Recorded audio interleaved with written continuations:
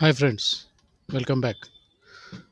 After looking at different types of latches, flip flops, now it is time to start building sequential circuits where these are applied. And the most common application, that means our life started working on sequences, was, yes, of course, counting. So, the first application we can look at for sequential circuit is counting. So why do we call counting a sequential circuit?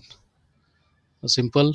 So as you are counting, say 1, 2, 3, 4, 5, 6, and so on, internally what is happening is we do remember what was the last number uttered, and internally we add 1 to it and then utter the next number. So that means we have something adder circuit, and this adder circuit gets a past uttered number, adds 1 to it, and then the new number is pronounced. So we say, if we started from 0, then internally we have a 0.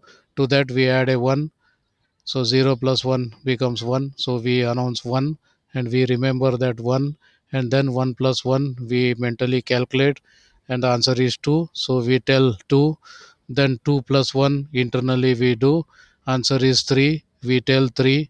So this way, whatever we tell internally, to that we add 1, and whatever answer we get, we just pronounce it. So what happens is 1, 2, 3, 4, 5, 6, 7, 8, 9, 10. Don't agree? Okay, try doing this experiment, or you make someone to do this experiment and you keep disturbing that person. Ask some of your friends to do this experiment, and you keep disturbing them, and I bet that your friend cannot continue counting this. So if counting is not a big issue, because the mind, the brain is so complicated, it can do, it can perform so complicated actions, then okay, you can ask them, uh, just add some big number to each number and then tell. So it's something like tables. So how do you tell 12's table? So you start with 0 plus 12 is 12, 12 plus 12 is 24, 24 plus 12 is 36, 36 plus 12 is 48, and so on.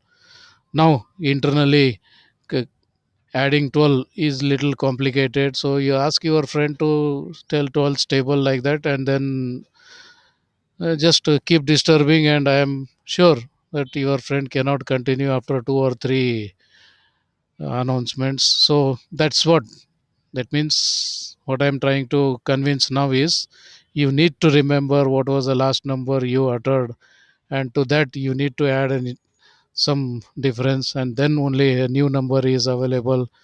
So that's what a sequential circuit is about. So remember the past and then perform some action and come out with the new information. So the best example would be a counter. And as far as counters are concerned, we have two types of counters available. One is called asynchronous counter, and other one is synchronous counter. Asynchronous counter, the flip flops which are used for counting, which are used for remembering the past, they do not work in synchronism, whereas in synchronous counter they work in synchronism. How they are done? That's what is the issue to be taken up in our next session. So till then, take care. See you. Bye.